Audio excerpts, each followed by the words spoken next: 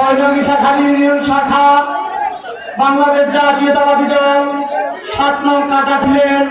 স্নেহের সভাপতি মাসুকুল আলম সোহান, আমাদের সকলীয় নেতা সাবেক উপজেলা চেয়ারম্যান আহ্বায়ক বিগত একাদশ জাতীয় সংসদ নির্বাচী জননেতা জনতার অনুষ্ঠানের বিশেষ অতিথি বাংলাদেশ জাতীয়তাবাদী দল মিরসরাই উপজেলা শাখা এই জনপদের